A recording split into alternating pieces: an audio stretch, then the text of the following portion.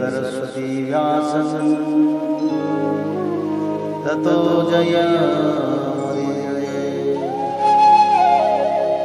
मूकं करोति वाचालं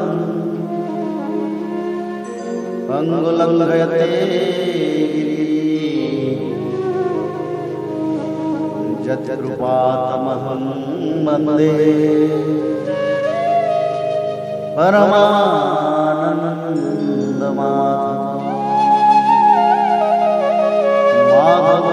माधवो वाक्यं माधवो हरि परन्ते साधवा नित्यं सकलकार्येषु मां।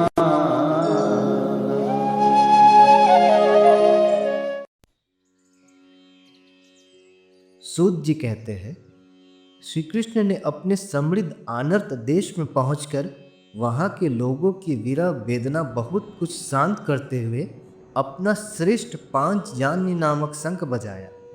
भगवान के होठों की लाली से लाल हुआ वो श्वेत वर्ण का शंख बजते समय उनके करकमलों में ऐसा शोभायमान हुआ जैसे लाल रंग के कमलों पर बैठकर कोई राजहंस उच्च स्वर से मधुर गान कर रहा हो।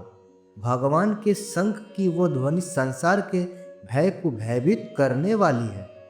उसे सुनकर सारी प्रजा अपने स्वामी श्री कृष्ण के दर्शन की लालसा से नगर के बाहर निकल आई। भगवान श्री कृष्ण आत्माराम है, वे अपने आत्मलाभ से ही सदा सर्वदा पूर्णकाम है। फिर भी जैसे लोग बड़े आदर से भगवान सूर्य को भी दीपदान करते हैं, वैसे ही अनेक प्रकार की भेंटों से प्रजा ने श्री कृष्ण का स्वागत किया। सबके मुखकमल प्रेम से खिल उठे।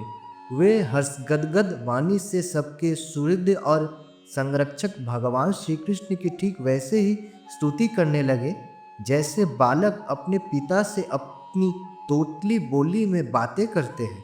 स्वामी, हम आपके उन चरण कमलों को सदा सर्वदा प्रणाम करते हैं जिनकी वंदना ब्रह्मा, शंकर और इंद्र तक करते हैं, जो इस संसार में परम कल्याण चाहने वालों के लिए सर्वोत्तम आश्रय है, जिनकी शरण ले लेने पर परम समर्थ काल भी एक बाल तक बांका नहीं कर सकता। विश्वभामन, आप ही हमारे माता, सुहृद, स्वामी और पिता हैं। आप ही हमारे सद्गुरु और परम आराध्य देव हैं। आपके चरणों की सेवा से हम कृतार्थ हो रहे हैं। आप ही हमारा कल्याण करें। हम आपको पाकर सनात हो गए, क्योंकि आपके सर्व सौंदर्य सर अनुपम रूप का हम दर्शन करते रहते हैं। कितना सुंदर मुख है, प्रेम पूर्वक मुस्कान से स्निग्ध चितवन, ये दर्शन तो देवताओं के लिए भी दुर्लभ है। कमल नयन श्री कृष्ण, जब आप अपने बंधु बांधवों से मिलने के लिए हस्तिनापुर अथवा मथुरा ब्रजमंडल चले जाते हैं, तब आपके बिना हमारा एक एक क्षण कोटि कोटि वर्षों के समान लंबा हो जाता है। आपके बिना हमारी दशा वैसे हो जाती है जैसे सूर्य के बिना आँखों की। भगवत्सल भगवान श्री कृष्ण प्रजा के मुख से ऐसे वचन सुनते हुए और अपनी कृपा में दृष्टि से उन पर अनुग्रह की वृष्टि करते हुए द्वारका में प्रविष्ट हुए। जैसे नाग अपनी नगरी भोगवती पातालपुरी की रक्षा करते हैं, वैसे ही भगवान की वो द्वारकापुरी भी मधु, भोज, दर्शा, आर्य, कुकर, अंधक और वृष्णिवंशी यादवों से, जिनके पराक्रम की तुलना और किसी से भी नहीं की जा सकती, सुरक्षित थी। वो पूरी समस्त ऋतुओं के संपूर्ण वैभव से संपन्न एवं पवित्र वृक्षों एवं लताओं के कुंजों से युक्त थी। स्थान स्थान पर फलों से संपूर्ण उद्यान, पुष्प वाटिकाएं एवं कीड़ावान थे। बीच बीच में कमल युक्त सरोवर नगर की शोभा बढ़ा रहे थे। नगर के फटाकों, महल के दरवाजों और सड़कों पर भगवान के स्वागतार्थ बंधनवारें लगाई गई थी। चारों ओर चित्र विचित्र ध्वजा पताकाएं फहरा रही थी, जिनसे उन स्थानों पर घाम का कोई प्रभाव नहीं पड़ता था। उसके राजमार्ग, अनन्य सड़कें, बाजार और चौक झाड़ बुहार कर सुगंधित जल से सींच दिए गए थे और भगवान के स्वागत के लिए बरसाए हुए फल फूल अक्षत अंकुर चारों ओर बिखरे हुए थे। घरों के प्रत्येक द्वार पर दही अक्षत फल ईख जल से भरे हुए कलश उपहार की वस्तुएं और धूप दीप आदि सजा दिए गए थे। उदास शिरोमणि वसुदेव अक्रूर उग्रसेन अद्भुत पराक्रमी बलराम प्रद्युम्न चारुदृष्ण और जामवती नंदन श्याम ने जब ये सुना कि हमारे प्रियतम भगवान श्री कृष्ण आ रहे हैं, तब उनके मन में इतना आनंद उमड़ा कि उन लोगों ने अपनी सभी आवश्यक कार्य सोना बैठना और भोजन आदि छोड़ दिए। प्रेम के आवेग से उनका हृदय उछलने लगा। वे मंगल शकुन के लिए एक गजराज को आगे करके स्वशयन पाठ करते हुए और मांगलिक सामग्रियों से सुसज्जित ब्राह्मणों को साथ लेकर चले। शंख और तुरी आदि बाजे बजने लगे और वेदध्वनि होने लगी। वे सब हर्षित होकर रथों पर सवार हुए और बड़ी आधार बुद्धि से भगवान की आगवानी करने चले। साथ ही भगवान श्री कृष्ण के दर्शन के लिए उत्सुक सैकड़ों श्रेष्ठ बारांगिनाएं, जिनके मुख कपोलों पर चमचमाते हुए कुंडलों की कांति फड़ने से बड़े सुंदर दिखते थे, पालकियों पर चढ़कर भगवान की आगवानी के लिए चले। बहुत से नट नाचने वाले गाने वाले विरध दिखाने वाले सूत मागध और बंदीजन भगवान श्री कृष्ण के अद्भुत चरित्रों का गायन करते हुए चले। भगवान श्री कृष्ण ने बंधु बांधवों नागरिकों और सेवकों से उनकी योग्यताओं के अनुसार अलग अलग मिलकर सबका सम्मान किया। किसी को सिर झुकाकर प्रणाम किया, किसी को वाणी से अभिवादन किया, किसी को हृदय से लगाया, किसी से हाथ मिलाया, किसी की ओर देखकर मुस्कुरा भर दिया और किसी को केवल प्रेम भरी दृष्टि से देख लिया। जिसकी जो इच्छा थी उसे वही वरदान दिया। इस प्रकार चांडाल प्रयत्न सबको संतुष्ट करके गुरुजन सपत्निक ब्राह्मण और वृद्धों का तथा दूसरे लोगों का भी आशीर्वाद ग्रहण करते हुए बंदीजनों से विरुदावली सुनते हुए सबके साथ भगवान श्री कृष्ण ने नगर में प्रवेश किया। सोनक जी, जिस समय भगवान राजमार्ग से जा रहे थे, उस समय द्वारका की कुल कामनियाँ भगवान के दर्शन को ही परमानंद मानकर अपनी अपनी अटारियों पर चढ़ गई। भगवान का वृक्षास्थल मूर्तिमान सौंदर्य लक्ष्मी का निवास स्थान है। उनका मुखराविंद नेत्रों के द्वारा पान करने के लिए सौंदर्य सुधा से भरा हुआ पात्र है। उनकी भुजाएं लोकपालकों को भी शक्ति देने वाली है। उनके चरण कमल भक्त परमहंसों के आश्रय हैं। उनके अंग अंग शोभा के धाम हैं। भगवान की इस छवि को द्वारकावासी नित्य निरंतर निहारते रहते, फिर भी उनकी आंखें एक क्षण के लिए भी तृप्त नहीं होती।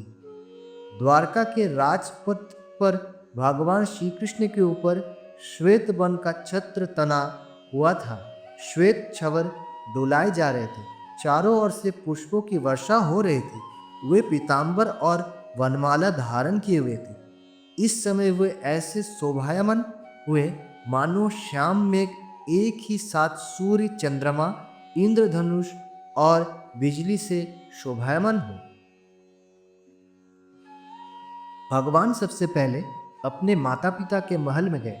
वहाँ उन्होंने बड़े आनंद से देवकी आदि सातों माताओं के चरणों पर सिर रखकर प्रणाम किया और माताओं ने उन्हें अपने हृदय से लगाकर गोद में बैठा लिया। स्नेह के कारण उनके स्तनों से दूध की धारा बहने लगी। उनका हृदय हर्ष से विह्वल हो गया और वे आनंद के आंसुओं से उनका अभिषेक करने लगे। माताओं से आज्ञा लेकर वे अपने समस्त भोग सामग्रियों से संपन्न सर्वश्रेष्ठ भवन में गए। उसमें 16,000 पत्नियों के अलग अलग महल थे। अपने प्राणनाथ भगवान श्री कृष्ण को बहुत दिन बाहर रहने के बाद घर आया देखकर रानियों के हृदय में बड़ा आनंद हुआ। उन्हें अपने निकट देखकर वे एकाएक ध्यान छोड़कर उठ खड़ी हुई। उन्होंने केवल आसन को ही नहीं बल्कि उन नियमों को भी त्याग दिया जिन्हें उन्होंने पति के प्रवासी होने पर ग्रहण किया था। उस समय उनके मुख और नेत्रों में लज्जा छा गई। भगवान के प्रति उनका भाव बड़ा ही गंभीर था। उन्होंने पहले मन ही मन, फिर नेत्रों के द्वारा और तत्पश्चात पुत्रों के बहाने शरीर से उनका आलिंगन किया। सोनक जी, उस समय उनके नेत्रों में जो प्रेम के आंसू छलक आए थे, उन्हें संकोचवश उन्होंने बहुत रोका, फिर भी विवशता के कारण वे ढलक ही गए। यद्यपि भगवान श्री कृष्ण एकांत में सर्वदा ही उनके पास रहते थे, तथापि उनके चरण कमल उन्हें पद पद पर नए नए जान पड़ते। भला स्वभाव से ही चंचल लक्ष्मी, जिन्हें एक क्षण के लिए भी कभी नहीं छोड़ती, उनकी स्निधि से किसी स्त्री की तृप्ति हो सकती है? जैसे वायु बांसों के संघर्ष से दावानल पैदा करके उन्हें जला देता है, वैसे ही पृथ्वी के भारभूत और शक्तिशाली राजाओं में परस्पर फूट डालकर बिना शास्त्र ग्रहण किए ही भगवान श्री कृष्ण ने उन्हें कई अक्षौहिणी सेना सहित एक दूसरे से मरवा डाला और उसके बाद आप भी उपराम हो गए। साक्षात परमेश्वर ही अपनी लीलाओं से इस मनुष्य लोक में अवतीर्ण हुए थे और सहस्त्रों रमणी रत्नों में रहकर उन्होंने साधारण मनुष्य की तरह क्रीड़ा की। जिनकी निर्मल और मधुर हंसी उनके हृदय के उन्मुक्त भावों को सूचित करने वाली थी, उनकी लज्जीली चितवन की चोट से बेसुध होकर विश्व विजयी कामदेव ने भी अपने धनुष का परित्याग कर दिया था।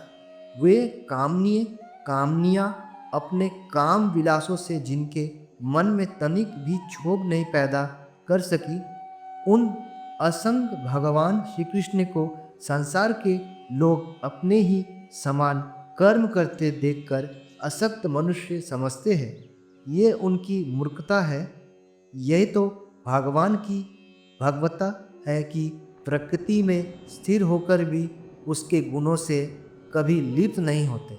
जैसे भगवान शरणागत बुद्धि अपने में रहने वाले प्राकृतिक गुणों से लिप्त नहीं होती। वे मूढ़ स्त्रियां भी श्री कृष्ण को अपना एकांत सेवी स्त्रीप्रायण भक्ति समझ बैठी थी, क्योंकि वे अपने स्वामी के ऐश्वर्य को नहीं जानती थी। ठीक वैसे ही जैसे अहंकार की वृत्तियाँ ईश्वर को अपने धर्म से युक्त मानती है। इति श्रीमद्भागवते महापुराणे परमहंस्यां संहितायां प्रथमस्कन्धे नैमिषिकपाख्यानो कृष्ण द्वारका प्रवेशो नामक 10वाध्यायः।